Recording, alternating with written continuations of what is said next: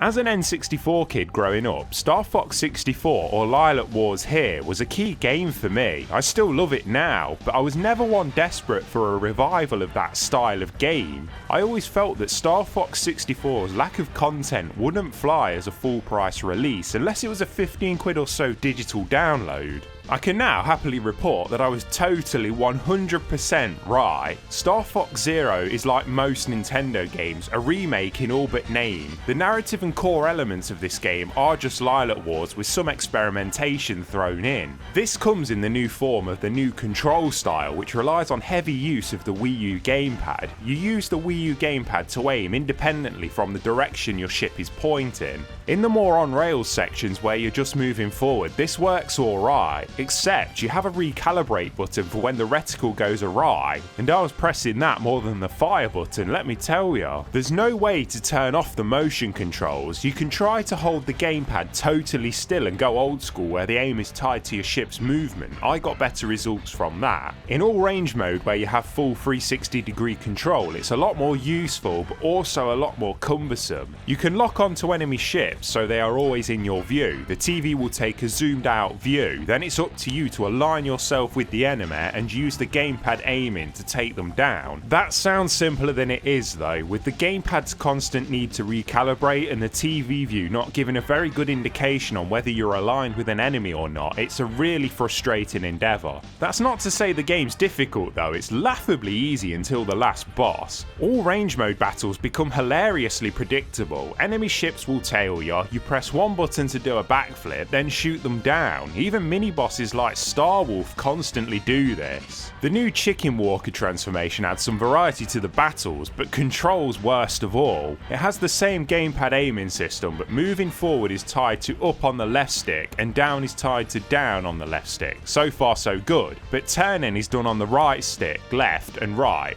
Why? So when you naturally use the left stick to turn, like you have been taught in every game, you end up running clean off the ledge you were trying to platform off. Oh yeah, there's platforming sections, lol. I'm not against the Chicken Walker as an idea, it's got great applications. The part where you fly towards the enemy capital ship, land on it in walker mode, destroy the shield generator, then fly out before your allies launch the cannon is exactly where the game is at its best. But when you're smashing into every wall because the walker controls like it's pissed, it loses some of the excitement. Then there's the drone, which actually controls alright, but is used for one god-awful stealth/hacking mission, then it's gone, thank Christ. Oh, and the tank, which can fly now with the upgrade. Like all the vehicles though, it controls alright on rails, but in all range mode, no. This is the problem when a huge well-known icon of development like Miyamoto is leading a game's design. When they have an idea and it's shit, no one has the balls to say no to them. I did like some of the boss fights though. The one against a giant bird was pretty good. It's standard, here's the glowing weak point, shoot it you twat gameplay, but it actually felt like I was outmaneuvering it with my sick flying skills, bro.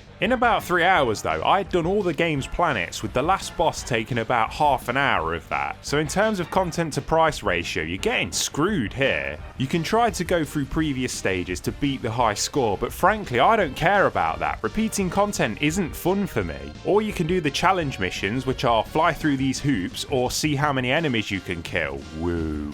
It looks alright, but enemies look very basically designed. A lot of them are just the N64 models spruced up a bit, which reeks of laziness. The 60 frames a second helps the action have a better sense of speed. It dips now and again, but nothing major. To go back to my starting point, Star Fox cannot support a full price release. If the game was longer, the gameplay would become repetitive, whereas the short length makes the game a rip-off. So it's a difficult one to recommend. Even as a rental, it's not a good choice thanks to the awful control problems.